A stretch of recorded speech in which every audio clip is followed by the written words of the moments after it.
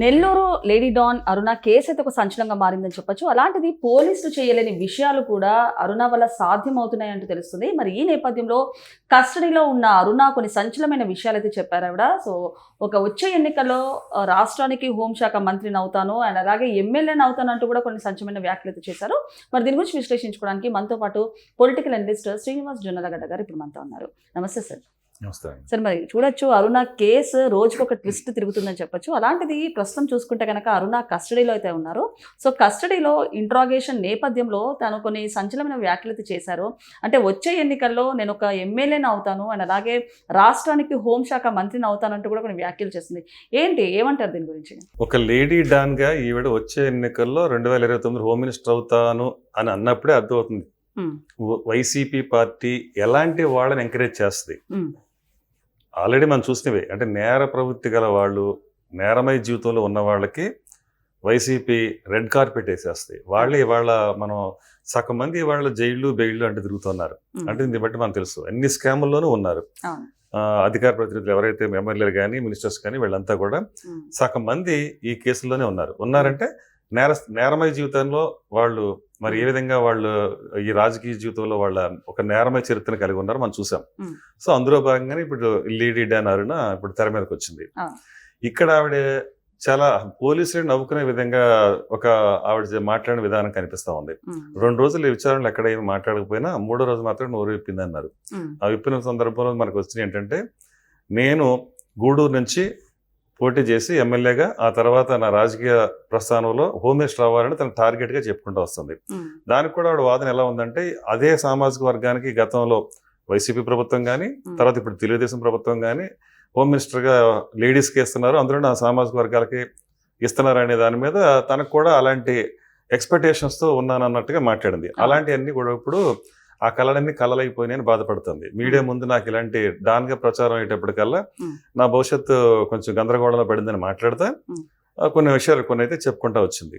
పైగా ఈవిడికి విచిత్రం ఏంటంటే 2024 వరకు తెల్ల కార్డు ఉంది, కార్లు అయితే 4 ఉన్నాయి, ఎక్కడా పొంతం లేదు.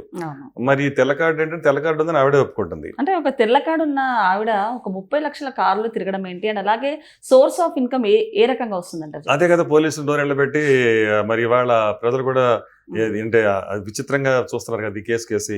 అసలు ఏమీ లేకుండా మరి ఇంత పైరవీలు ఎలా చేయగలుగుతుంది అంటే, మరి అధికారులు కానీ ప్రజా నాయకులు కానీ మంత్రులు కానీ ఒక వెళ్ళి పైరవీలు చేయగలిగే రేంజ్కి వీడు ఎలా ఎదిగింది అనే నేపథ్యాన్ని చూసుకుంటే, మరి అంటే ఇక డాన్ గా తన ప్రస్థానం ఎలా స్టార్ట్ అయింది, ఇప్పుడు శ్రీకాంత్ పరిచయాలు ఏంటి, ఆ తర్వాత బయట ఏమన్నా అక్కడ జరిగిన ఏమన్నా మర్డర్లకు కానీ ఇంకా వేరే వేరే కారణాలు వాటికి కానీ ఈవిడ వెనకాల ప్రమేయం ఉందా, ఉండి ఈ విధంగా నెట్వర్క్ నడిపించిందా, ఒక రౌడీ గ్యాంగ్ ని ఈవిడ మెయింటైన్ చేసిందా అనేది కూడా వస్తున్నాయి. ఇప్పుడు ఆవిడ ఏంటంటే నాకేం తెలియదు అన్నట్టే మాట్లాడుతుంది. ఇంత ఆదాయం నీకు ఎక్కడది అనుకున్నప్పుడు మా చెల్లెలు ఏదో ఉద్యోగం చేస్తుంది కాబట్టి నాకేదో కొంత ఇస్తాను, కొంత ఇస్తే 4 కార్లు డీజిల్ పోసేదానికి కూడా రావు. మరి 30 లక్షల రూపాయల పైన కార్లు మెయింటైన్ చేయటం ఇవన్నీ సాధ్యం కావు. ఇవన్నీ క్లియర్ గా కనిపిస్తానే ఉన్నాయి కళ్ళు ఎదురుకుండా. మరి ఇంకా బొకాయించే ప్రయత్నం చేస్తున్నా ఉపయోగం లేనిదే.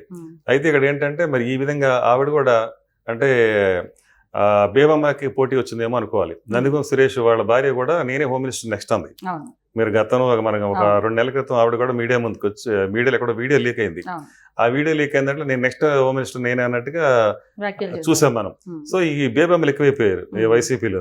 సో అందులో మరో బేబమ్మ ఈ అరుణమ్మ.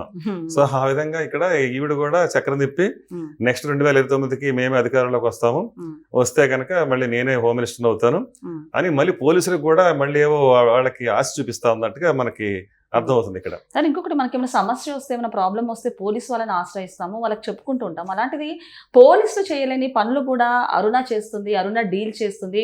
సో పోలీసులు కూడా అరుణ కంట్రోల్లో ఉన్నారంటూ కూడా వార్తలు వినిపిస్తున్నాయి. దీన్ని ఏ విధంగా చూడొచ్చు అంటారు? కంచే చేయని వేసిందండి వైసీపీ ప్రభుత్వంలో, కంచే చేయని వేసింది. ఇప్పుడు మళ్ళీ దిశ అనే ఫౌండేషన్ కూడా పెట్టింది అన్నారు. ఆ దిశ ఫౌండేషన్ మీద నేను ఆ పై అధికారులను కలవటం, వాళ్ళ దృష్టి తీసుకెళ్ళటం ఏదో చేయడం కోసం ఆ ఫౌండేషన్ పెట్టాను కదా. ఆ ఫౌండేషన్ లో ఏ మహిళకి ఈవిడ న్యాయం చేస్తుందో ఇంతవరకు మనం ఎక్కడ చూసింది లేదు. మరి కోతవేడు దూరంలో జగన్మోహన్ రెడ్డి అధికార నివాసానికి అక్కడ ఒక మహిళ అత్యాచారానికి గురైతే మరి ఆ విషయాన్ని తీసుకెళ్ళి ఎక్కడన్నా మరి చెప్పిందా ఈవిడ?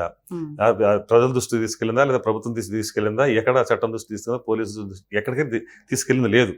మరి ఇలాగా ఏదో పేరైతే పెట్టేసి దాన్ని అడ్డం పెట్టుకుని పైరవీలు చేసుకుంటా వెళ్ళటం, అలాగే పెద్ద పెద్ద వాళ్ళతో వాళ్ళ సాన్నిహిత్యం ఏర్పాటు చేసుకోవటం, ఆ తర్వాత వాళ్ళ పరిచయాలతో మరింత మందిని పరిచయాలు పెంచుకోవటం. ఈవిడ ఇంకోటి కూడా చెప్పింది, నేను అందంగా ఉంటాను కాబట్టి రీల్స్ చేసేదాన్ని, అందంగా తానే సర్టిఫికేట్ ఇచ్చేసుకుంది. దాంట్లో ఇన్స్టాగ్రామ్ లో ఫేస్బుక్ లో పెట్టేదాన్ని, అవి చూసి చాలా మంది నాకు లైక్లు కొట్టేవాళ్ళు, ఫ్రెండ్ రిక్వెస్ట్లు పెట్టేవాళ్ళు.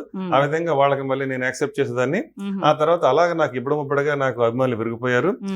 దాంతో నాకు పరిచయాలు అలా ఒక్కొక్కళ్ళుగా ఇంకా ఒకటి చెప్పుకుంటూ వచ్చింది ఆవిడ.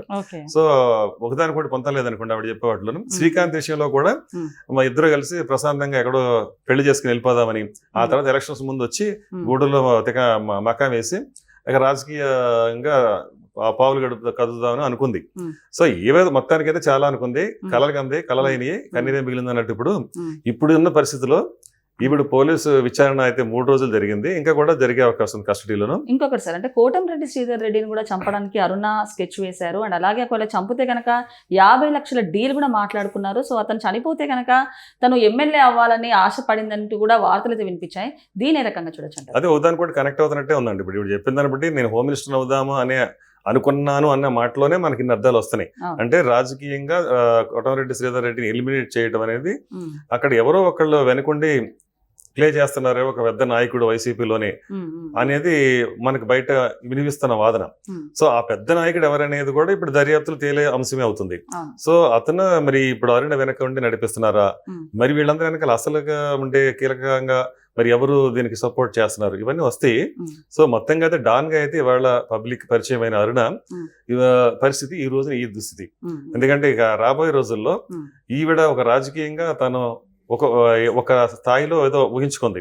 అయితే నిజం చెప్పాలంటే రివర్స్ ఆలోచించుకుంటే ఆవిడ మైలేజ్ స్కోర్ చేసినట్టే. ఎందుకంటే వైసీపీ కావాల్సిందే ఈ ట్రేడ్, ఈ మార్క్ రాజకీయం కావాలి వాళ్ళకి. ఈ మార్క్ రాజకీయానికి వాళ్ళు రీచ్ అయిపోయింది కాబట్టి అవకాశాలు ఇంకా చెప్పాలంటే తగ్గటం కాదు, వైసీపీలో పెరిగితే ఇలా ఉంటేనే. సో రాబోయే రోజులు 2029 టికెట్ ఇవ్వడం ఖాయంగా కనిపించవచ్చు. ఆశ్చర్యపడాల్సిన అవసరం లేదు. మనమే రేపు పొద్దున్న ఇక్కడ ఇవన్నీ మనం చూడాల్సిన అవసరం రావచ్చు. అయితే అంటే ఒక 5 ఏళ్ళు 3 ఏళ్ళు 10 నెలల్లో 16 నెలల్లో జైల్లోకి వెళ్ళొస్తే వాళ్ళు బ్రహ్మాండమైన అవకాశాలు మెరుగవుతాయి. సో అందులో ఆ విధంగా కనుక చూసుకుంటే కనుక వీడికి టికెట్ వచ్చే అవకాశం అయితే ఉంటుంది. హోమ్ మినిస్టర్ కూడా అయిపోవచ్చు. మన దరిద్రం ఏంటంటే మరి ఇలాంటి నేరమయ జీవితంలో ఉన్న వాళ్ళు, నేరమయ ప్రవృత్తికి ఉన్న వాళ్ళు వీళ్ళే మనకి నాయకులుగా రావటం, వాళ్ళ పాలన ఎలాగో చూసాం కదా మనం. 5 ఏళ్ళు వైసీపీ గవర్నమెంట్ ఉన్నప్పుడు డాక్టర్ సుధాకర్ గారి దగ్గర నుంచి, సుబ్రహ్మణ్యం డోర్ డెలివరీ దగ్గర నుంచి, బాబుని ఒక 9వ తరగతి చదువుతున్న పిల్లాడిని పెట్రోల్ బస్ తగలేయడం దగ్గర నుంచి ఒక 200-300 ఇట్లాంటివన్నీ చూసాం. శిరోమండనం కానీ ఇంకోటి కానీ. సో మనకి ఇంకా లా ఆర్డర్ అనేది లేదు. అక్కడ ఇంకా చట్టం అనేది వాళ్ళ చేతిలో తీసుకున్నారు, ఇంకా వ్యవస్థల్ని మేనేజ్ చేశారు. ఆ విధంగా చూసుకుని ఎంత దురాగతాలు చేశారని మనం చూసాం 5 ఏళ్ళు. మరి ఇప్పుడు వచ్చుంటే కనుక ఇంకెన్నో ఇంతకంటే రెట్టింపు చూడాల్సి వస్తున్న విషయం ప్రజలకు తెలిసే మరి వాళ్ళని ఎలిమినేట్ చేశారు, 11 సరిపెట్టారు. రాబోయే రోజుల్లో కూడా మనం ఖచ్చితంగా అనుకోవచ్చు ఈ పరిస్థితి కూడా వైసీపీకి ఉండదు. ఎందుకంటే జనాలు భయభ్రాంతులు అయిపోయారు. మరోసారి ఆ వైసీపీ అధికారంలో రావడం అనేది 99.9% కూడా ఛాన్సే లేదు. ఓకే సార్, నమస్తే. నమస్కారం.